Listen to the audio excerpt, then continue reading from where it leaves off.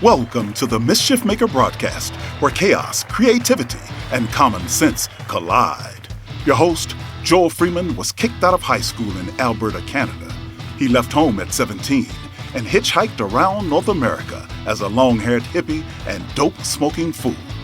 He made a 180-degree change, becoming one of the first chaplains in the history of the NBA.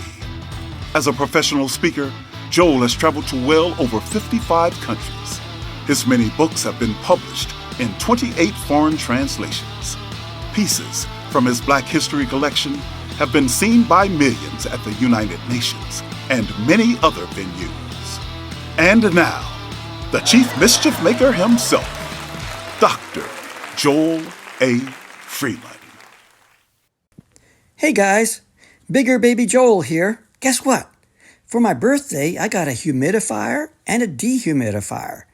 I put them in the same room and let them fight it out. Well, there we go. Bigger Baby Joel. It's the first time we've introduced Bigger Baby Joel. And I think next time we're going to be talking to or hearing from teenager Joel. But that's the way it is. Well, today, whenever you're watching this, this is going to be quite a show. We're going to be talking with a wonderful young man. His name is Jake Butler Jr., and he has a program about emotional intelligence, off the court success. But that's not all. He's very good at real estate investment and other things, a school teacher and a master's degree. So we're going to be talking to him a little bit. I got this thing that's kind of growing on my shoulder. I wanted to show it to you. It arrived just the other day.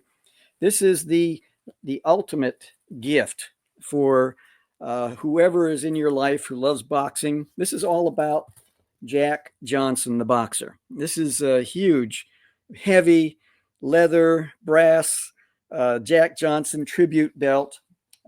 It's Aaron Snowell, who was Mike Tyson's trainer. He is endorsing this. And this is the official Jack Johnson heavyweight boxing championship legacy belt. And each one is going to be hand numbered. And it's going to be only 700 worldwide. So if you want to learn more about it, quick ad, go to jackjohnsonbelt.com. That's jackjohnsonbelt.com. And you'll learn more about it. Well, you'll see that in the upper part, there is a QR code. And for those who are watching live, we'd love for you to ask questions and make comments or anything that's germane to the topic of emotional intelligence this evening. We'd like to hear from you. And so feel free to get your fingers going and to send us your thoughts and ideas and questions, because Jake is one that you'll be really enjoying to hear his responses to your questions. Right now, we're going to go to a song. I wrote this, I guess, probably about 8 or 9 months ago, and it's called "In Praise of Limping." Listen close to the lyrics, and I think you'll enjoy it.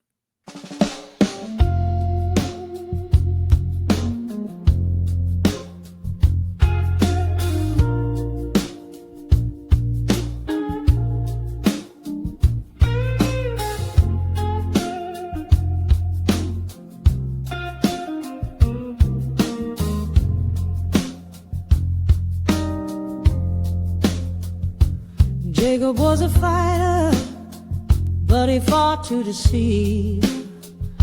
A man of ambition with tricks up his sleeve. He stole Esau's birthright, played the game of control. Jake's life was broke and God reached for his soul. By the river they wrestled till dawn's early light. Left with a limp, somehow got it right. Get the big head fall, flat on your face. Walk with a limp, it's the mark of God's grace. Think you're a big deal, you're just starting to fall. But a limp is the mark mark of surrendering all. Saw the man chasing dreams that he had designed, built his kingdom, left meekness behind. The walls came down and his plans fell apart. He lost what he built, but then he got smart. As the years clicked by, he had a scar to remind that God does his best work when pride has died.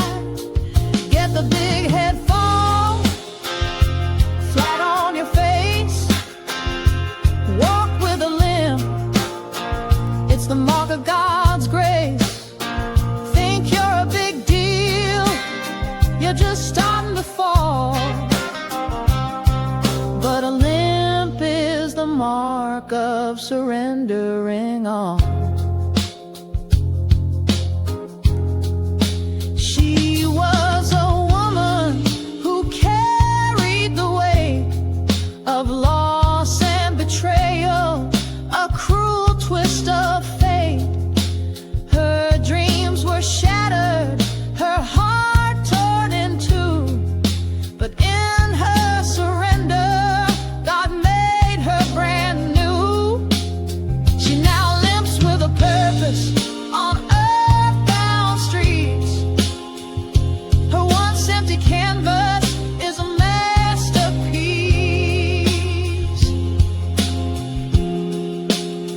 The world says the strong are the ones who will rise, but God lifts the lowly, confounds the wise. It's upside down, who gets the prize? The broken rise up where pride is despised. He chooses the broken, the weary, the small, to show that his strength is above it all. So if you're limping today, don't be ashamed. It's a sign that God's love has rewritten your name. Remember this when life takes its toll. A bad day for your ego is a good day for your soul.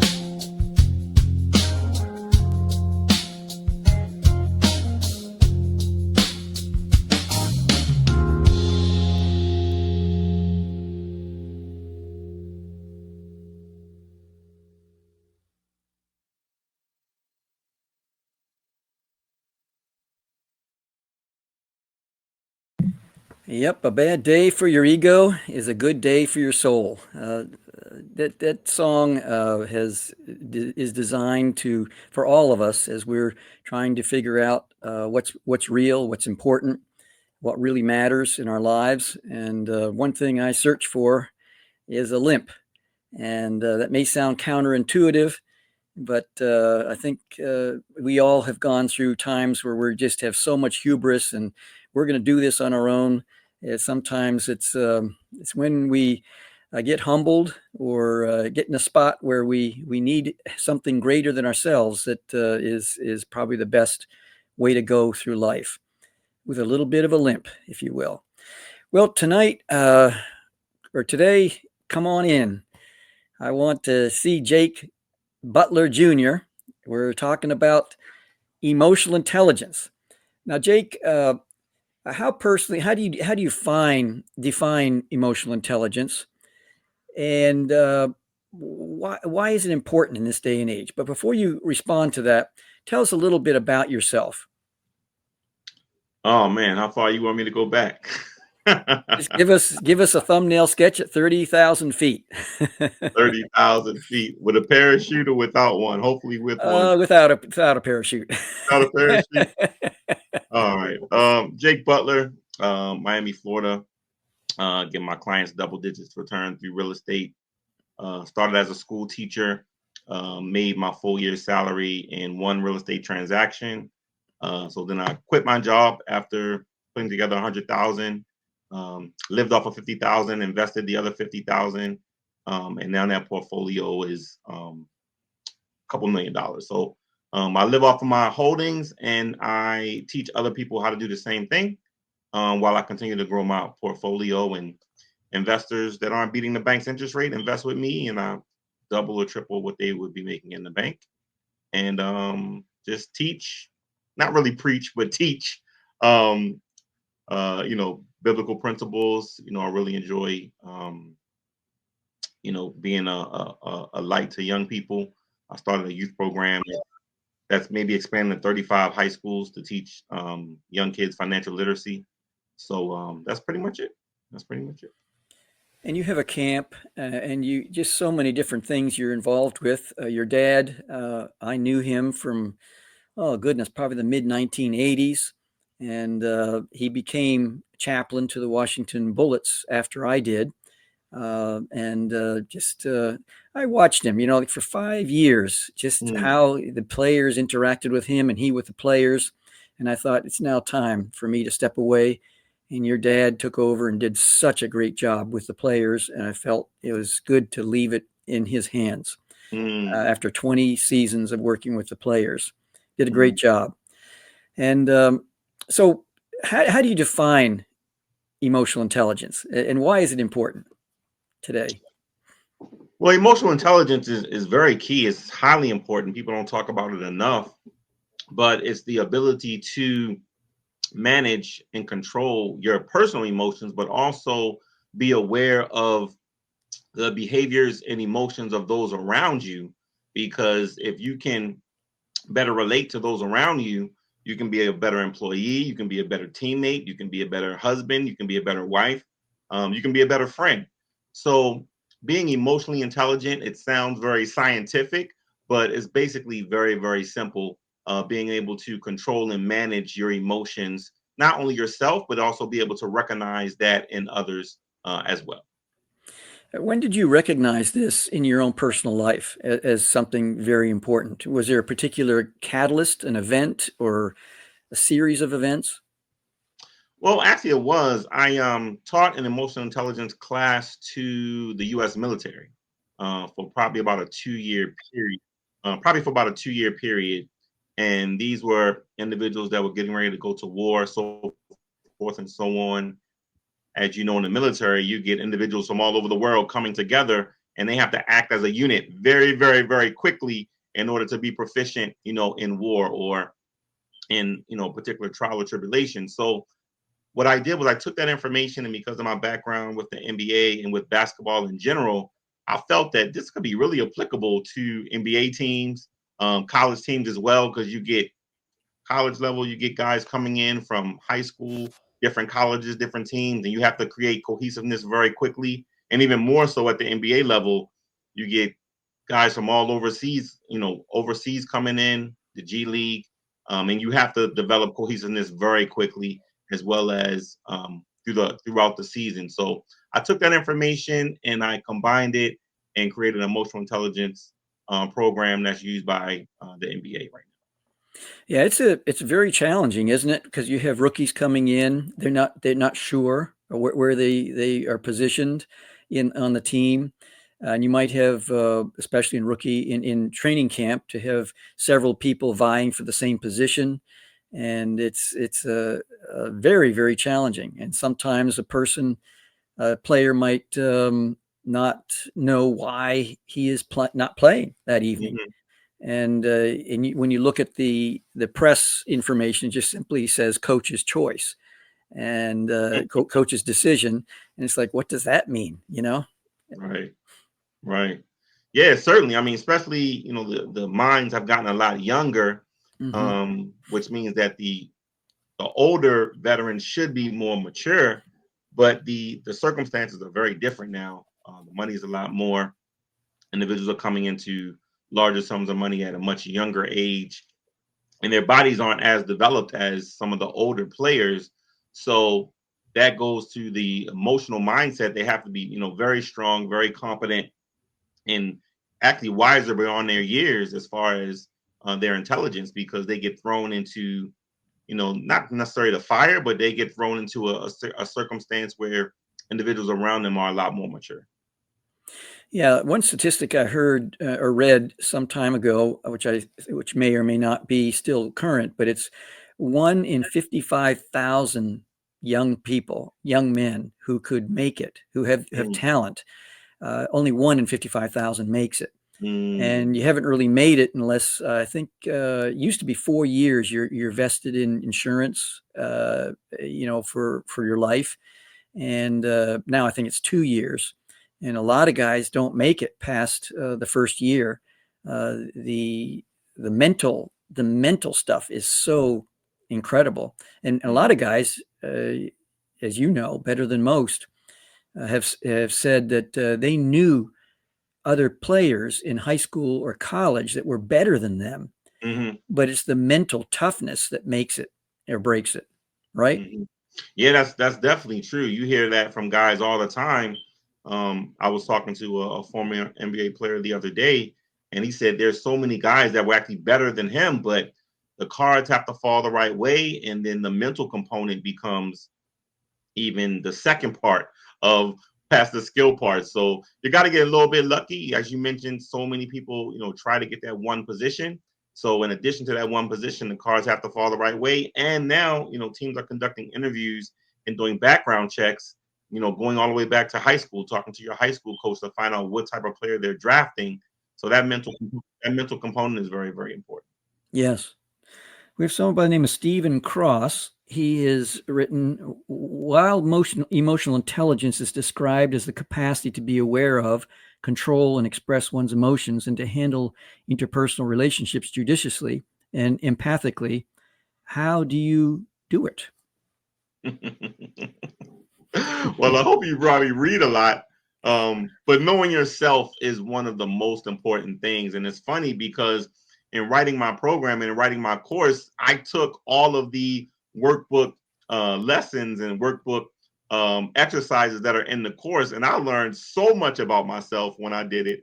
And then things I thought I knew, but then I had my wife take it as well. So knowing yourself becomes a very important and key component, because if you know yourself and how you react and what your triggers are, then you can control that. You can't control what other people will do or what they will say, but you can control what you do and what you will say. So that's the key component, is to control your emotions and your intelligence in various areas.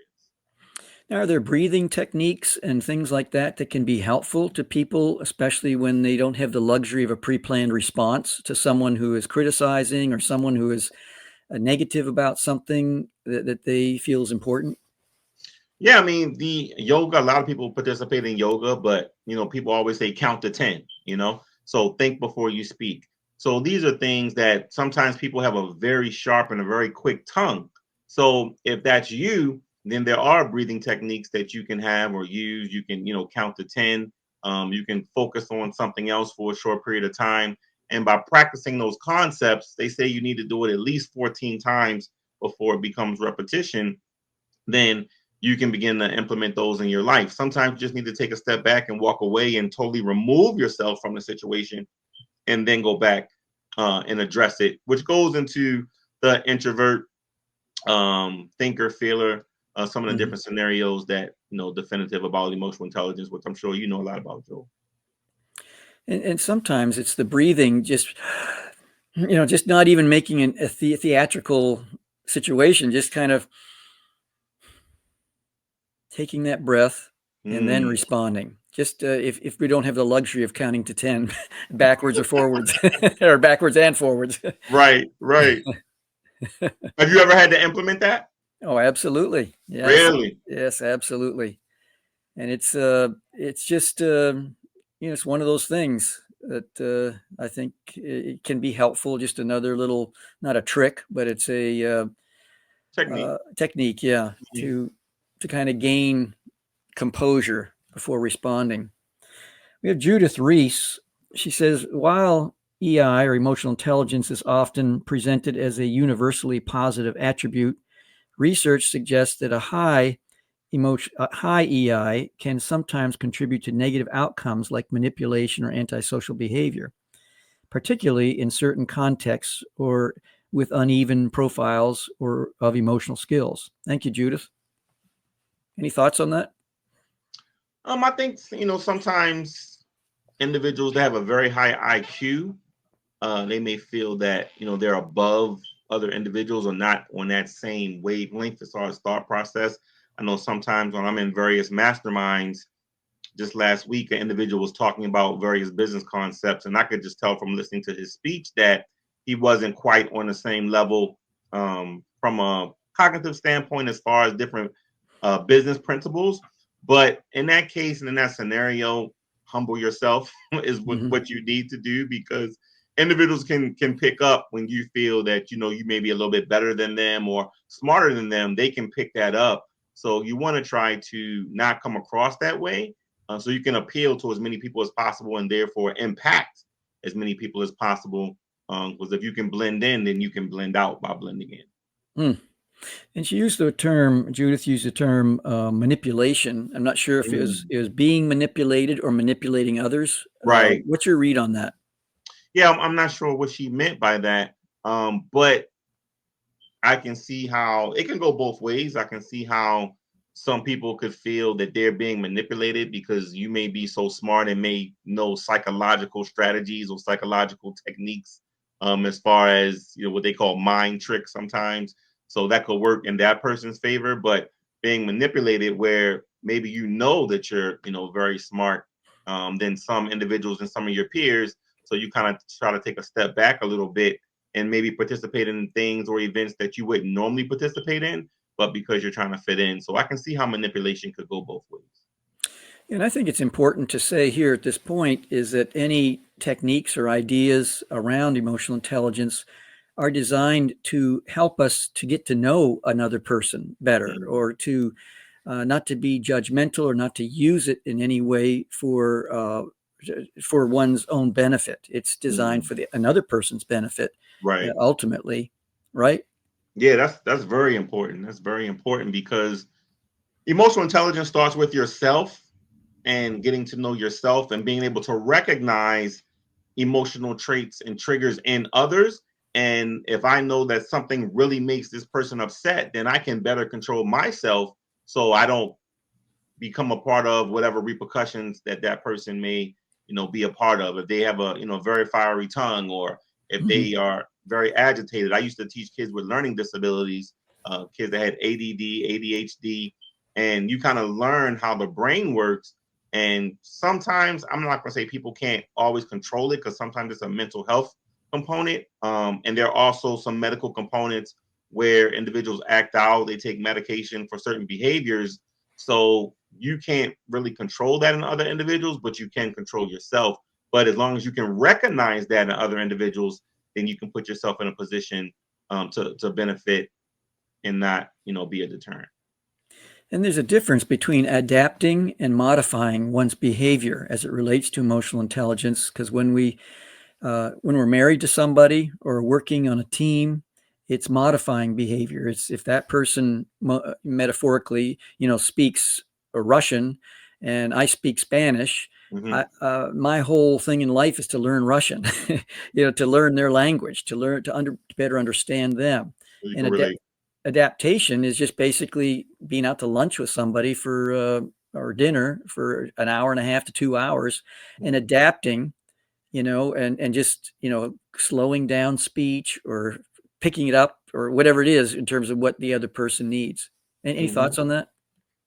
Yeah, I mean, relatability is what I would say in regards to that.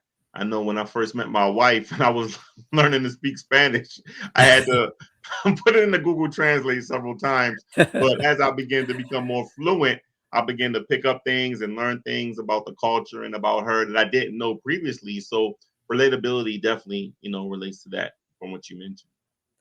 Stephen Cross. Oh, he just was up there. I guess that was another one.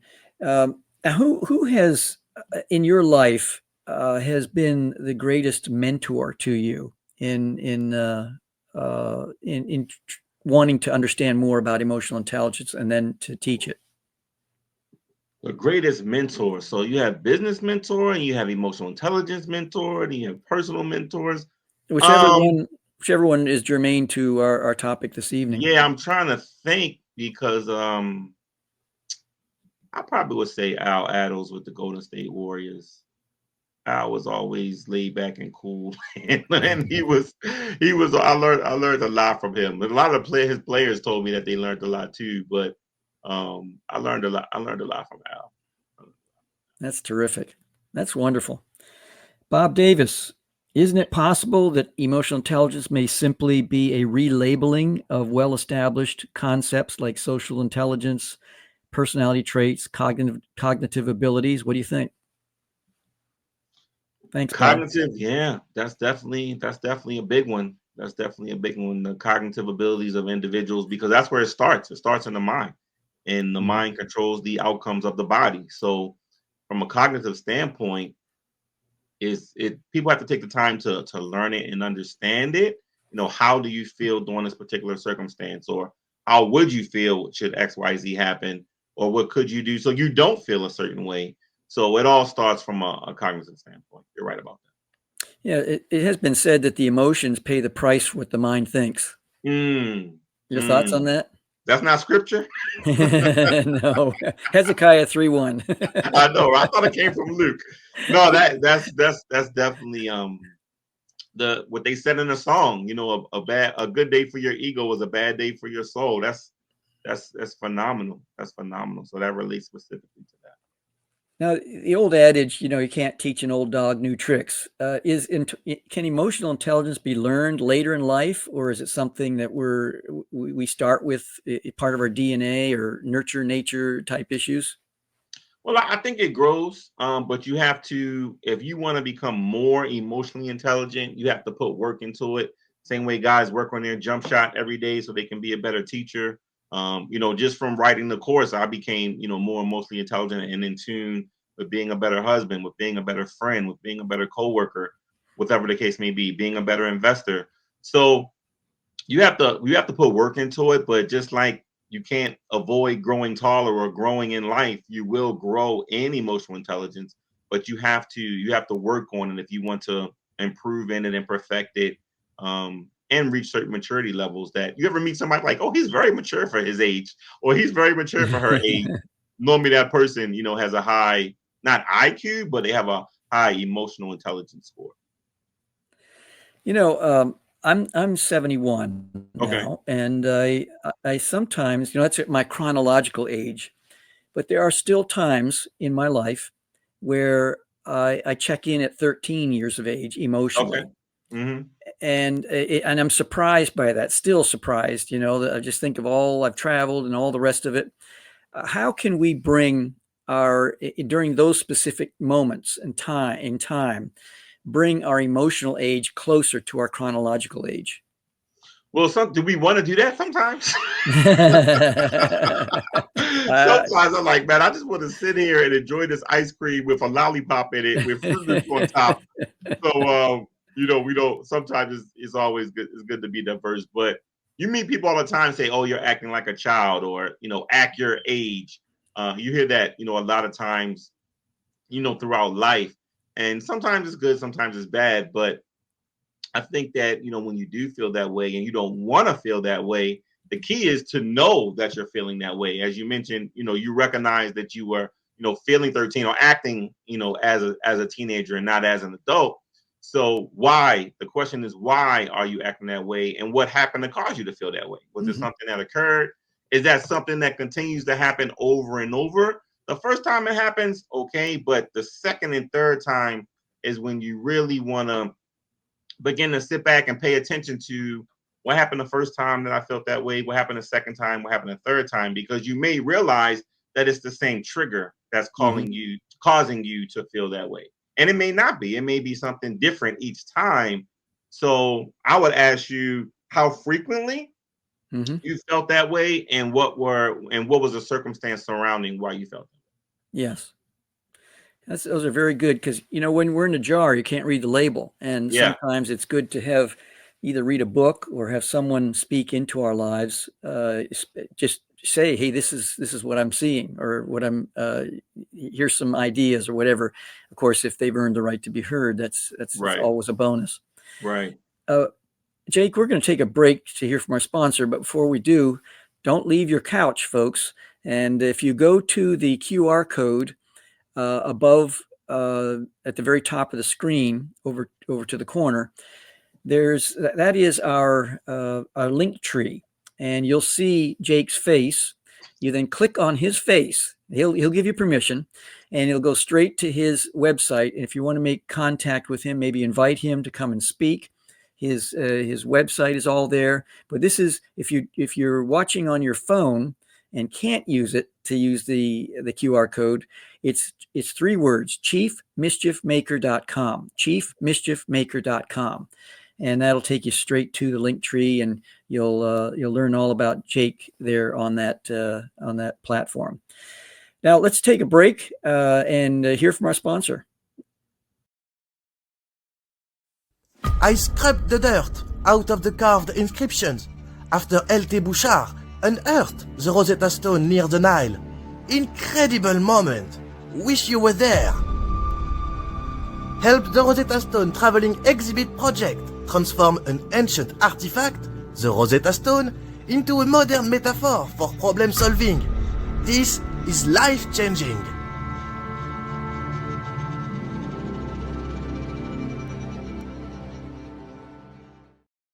There you have it. That's one of the soldiers from the Napoleonic Egyptian military campaign, letting you know about the Rosetta Stone or Rosetta Universe project. Here we have some information. If you go to the link tree right above us, the very number 1 is about the Rosetta Universe. And take a look at that, see what Kathy Hughes has to say, what others have to say about the project. And as you learn more about it, then give me a holler if you have any questions or thoughts or ideas or connections.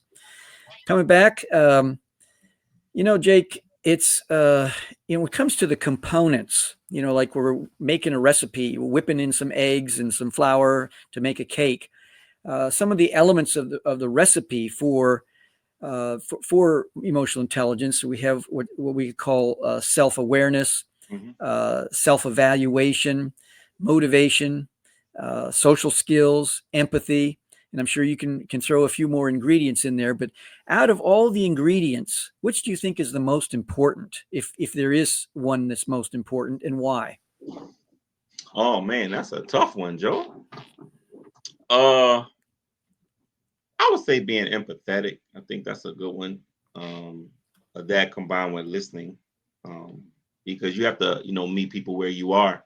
So as you know, from ministry, that's not really a good term, but have a homeless person and put them on, Section 8 rental assistance and give them food stamps. There has to be some type of progression. Give them a mortgage as well. There has to be some type of progression. So you have to meet people where they are, and if you meet them where they are, normally you can help to take them to the next level, which means you have to be willing to sometimes stoop down and come to a lower level. Sometimes you need to step up to a higher level. So meeting people where they are is very, very, very important. I think it was Augustine said back in the 4th century, he said, seek to understand before seeking to be understood. Yeah. Which doesn't preclude the need to be understood, nor does it guarantee that we will be understood, but there's a chronological sequence. And I love your response because empathy is at the very core of seeking to understand, and then seeking to understand some more, and then seeking to understand some more. Any thoughts on that? I mean, that will go back to listening, because it's hard to understand if you don't listen. So I think listening is a skill set. I was listening to a guy. He said, when you have conversations, you should be listening 80% of the time. They should be talking 80% of the time, and you should only be talking 20% of the time. And if you start paying attention to your conversations, normally that's not happening. So, I've tried to be more cognizant of, speaking less and listening more. Yeah, if a person has a best friend, and it's a hard work having a friend and being a friend. One friend, maybe 2. We have enough for that. Many acquaintances, but a friend. I know when I can point out my best friend, he's one of the best listeners in the world. And I think that is a key component. to your point? Yeah, I mean, I've had people call me for a consultation. It was funny. I'll tell you this funny story. So this one company wanted me to be a consultant. So I went in to meet with the person to find out about their company. So the guy who I was supposed to be learning from and asking questions to, when I leave, he said, "Jake, thank you for this therapy session." He was like, I didn't realize I had so much to say. And it was so funny because during the meeting, I just felt that he had a lot of stuff on his heart. And sometimes you can't talk to certain people about certain things depending on your circle. And I just happened to come into his office that day, and I just felt that somebody needed to just listen to what this guy had to say. He has so much weighing on him. And come to find out, he was LGBT in the LGBT community, and he had trouble, kind of transitioning over. And his family, was kind of rejecting him, and he really didn't know how to maneuver in his space. But that's how he felt, who he was internally. So I just listened to him, and he said, "Jake, thank you." He said, "Jake, thank you."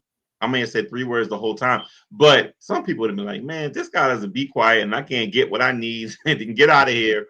But I just felt, and then I went back to meet him the next week because we set the meeting. But sometimes if you feel that somebody needs something, it's not always money that you can provide people. Sometimes it's a helping hand. Sometimes it's just a listening ear.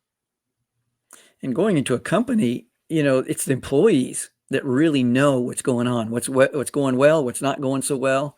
Mm-hmm. And it's you learn a lot, and they can do a lot of heavy lifting for you in terms of knowing exactly a kind of an X-ray of what's going on and exactly what the need is for that particular organization. Mm-hmm. Yeah. Employees are the driving force.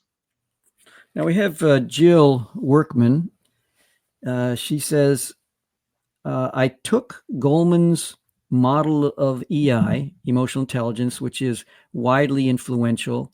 But what I found, it is basically about skill sets and improving skills and not about intelligence at all. What do you think, Jake? Well, if you improve your skill or your skill set, you'll automatically become smarter and more intelligent, because how are you going to implement that skill set? So if you improve your skills, if you can now go from a crossover to now behind the back spin, drop step, then layup, where before you couldn't do that, or in life, now, just in the example I previously gave, when to provide a listening ear, when to talk, when to, take a step back. You're still developing a skill set that you implement. You can't implement a skill set without intelligence of when to implement it. So that's what I would have. That would be my response to that. Very good. Now, kind of hitchhiking off that question. Thank you, Jill. What are some of the misconceptions about emotional intelligence that frustrate you the most? It's a lot of components. It's a lot of components to emotional intelligence. I know earlier in the show you mentioned about 4 to 6 of them, and each of them have their own definition. You can dig into one for entire college semester. So I would say that it can be complex if you allow it to be complex. It also can be simple if you allow it to be simple. Well, Jill, she says that's not intelligence, it's muscle memory. I guess we're going back to the previous conversation. Yeah, going back to the previous one. Your thoughts on that?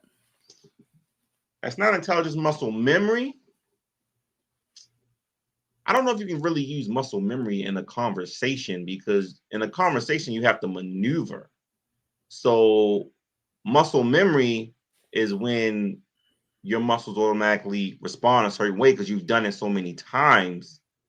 But I think muscle memory is more so related to physicality rather than emotion. Explain that. Because emotions can change very, very quickly, and you determine your emotions, where with muscle memory, it becomes like a twitch or automatic because your muscle has a particular memory. So you don't use your, I was going to say you don't use your cognitive ability in muscle memory, but you do kind of use your cognitive ability. But in muscle memory, you don't not manipulate. That's not the right word. You don't convert or metamorphosize as much as you would in emotional intelligence. So because it's memorized. That's why it's called memory, because it's memorized. So if I'm talking to you and I say something and you give a response, your response normally is not memorized. Your response is based off of something I said or something I did. So that's muscle memory. That can't be muscle memory if you're acting a certain way to my response. Every time I say something and you say the same thing, that will be muscle memory. But your emotions don't do that. Mine don't. maybe AI or maybe yours, but emotions don't. You don't have the same facial expression every single time somebody says that particular thing.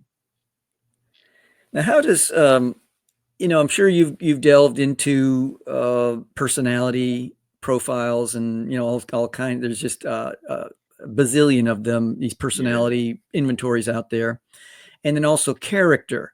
The qualities, character qualities of discipline, patience, kindness, whatever it might be. How does emotional intelligence differ from those two disciplines, if you will? From patience, kindness, and what was the third one? Well, I just character or personality. Well, you've always, when you meet people, when you walk away, people remember how you made them feel. They don't a lot of times remember what you did. So they always say people remember how you make them feel. So the way you adapt and the way you move in certain rooms, whether you're networking, whether talking to a friend, talking to a teacher in a classroom, people pick up on what they call vibes.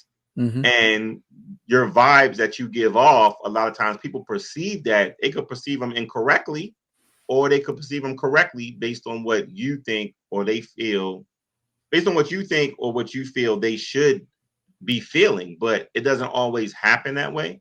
And that goes into the type of character. Somebody could not say a word and they could sit in a classroom like this and like this. And then when you leave that class, people could say, oh, he's stuck up. Oh, he's arrogant. And you didn't say one word. You didn't say one word the entire time. So those type of things can make people feel or think that you have a particular character when you really may not. Interesting, right? It's fascinating, really. Can you share like a real world example in your life, or maybe in somebody else that you can think of, that emotional intelligence was utilized that to change or positively impact a very difficult, maybe critical situation? Yeah, I'm trying to think. You got me on the spot on that one. Emotional intelligence was used to change a particular. Oh, I can tell you one time when I was a school teacher and the kid jumped in my face and wanted to fight one day. If you touch this boy even with a fingernail, you will not have a job. I guarantee it. Yeah. So that required a lot of reservation. That required a lot of restraint. But it was also motivation, because when I went home that day, I said, I can't continue to teach these kids that were I'm not gonna say they were bad, but they were bad. they were bad. So, you prepare a lesson for 2 hours, can't even get through a third of it because of behavioral problems, which 30, 40 kids in a classroom in a public school system can be a bit much. But you definitely had to implement, emotional intelligence restraints in those circumstances. So give us the mechanics, or the organics, whatever it is, what happened internally when he jumped in your face, and you got over the shock? What emotional intelligence techniques or whatever did you utilize at that time? And how does that differ from muscle memory at that, to Jill's comment? Yeah, I mean, I don't know. I wouldn't want to practice muscle memory of somebody jumping in my face and developing muscle memory through that scenario. That would take a lot, and I would probably need some mental health therapy afterwards. But I remember, like, the kid didn't do his homework or something. I don't remember exactly what it was, but this one particular kid, he had a lot of behavioral problems, and I remember when he jumped up, another kid pulled him back and said, "Hey man, Mr. Butler's cool, sit down." But just like if someone pulls a gun to your face, you start thinking about your kids, your wife, your family. All these things flash like in milliseconds in front of you. And that's what happened in this scenario where I said, Jake, if you touch this boy, you're not going to have a job tomorrow. You don't know what their parents might say. You don't know what the school might say. Like all these things, when they talk about and you see people in court and they want you to explain what you were doing during this time and what you were thinking when this occurred, it's difficult, but these things happen in like fractions of a second. I remember when Tyrone Hill got pulled over by a cop. It was on national news, and they put him in handcuffs when he was going to a Dolphins game. And they asked the policeman, why did you do this? What were you feeling? What were you thinking in this scenario? He wasn't a threat to you, so why did you put him in handcuffs? Well, he didn't roll down his window, so why did you do X, Y, Z?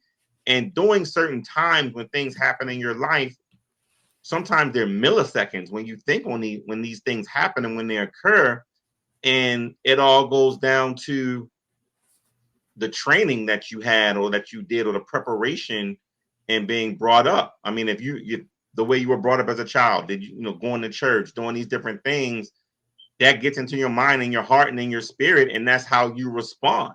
So all those things become, part of your fibers and your well-being. And sometimes they come out in a negative fashion and sometimes they don't. But I just remember during that time frame, just thinking of the consequences that could occur if I acted the way I wanted to act. And the consequences in my mind were much greater than if I acted on the behavior that I wanted to act. Not having a job. Yeah. So then not knowing where your next check is coming from, then gotta find another job, then have to explain it, not knowing what the teacher might do. Why'd you touch my child? All this happens in milliseconds. Yeah. Milliseconds. I don't think computers maybe they can go faster than that, but the human brain is something else, I'll tell you that. It is amazing. Yeah, I just thinking of a friend of mine. He was in Chicago. He and his wife, they're out to dinner, walking back to the car parked around the corner of the block. And they were, I think it was 2 or 3 kids came and were going to mug them, take their money.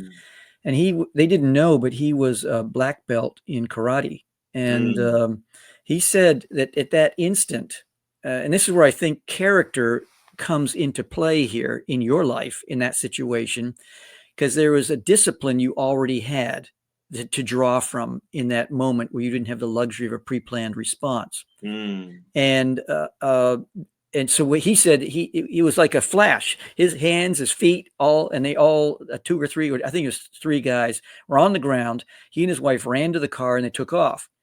But it was the discipline that contributed to his spontaneity, if that makes sense. Now, was that muscle memory or was that emotional intelligence right there? I don't know.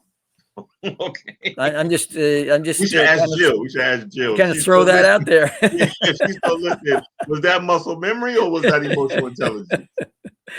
I don't know. Anyway, another thought is how does emotional intelligence impact leadership in organization, sports, in family systems, neighborhood associations, faith communities, all these different places that we wear different hats. And where does emotional intelligence impact our leadership skills, if you will? Well, I think the leader should be, one of the top emotional intelligent individuals. We should be able to look up to the leader from an emotional intelligence standpoint. Maybe not in every area, but they are a leader and have those leadership qualities for a reason. So they may not have all of them, and then you obviously can be more mature than the leader, but they should be strong in some areas, and you should be able to look up to them in some areas, which is why they're in that leadership position. It's when it comes to conflict resolution, there are different elements to conflict resolution. Do you think that there's negotiation gambits that one can use in conflict resolution, or negotiation skills or tactics? Uh, how does what you teach and live about emotional intelligence lean into conflict resolution? And conflict resolution isn't necessarily bad, nor is it good. Speak to that. I would say in my negotiations in real estate, and in regards to some of the real estate classes that I teach now, investing classes, where like you mentioned, it's not always, it's not necessarily good or bad. Yeah, I meant but conflict, not conflict resolution. Conflict is not necessarily good or bad. right, So, right. yeah. I mean, there's sometimes where you just don't agree with the opposite party. That doesn't mean that you don't like the opposite party. And they don't have to necessarily be the opposite party. I should say opposing party, or they're contrary. But your position is your position. In my business is based on the numbers. What are the numbers telling me?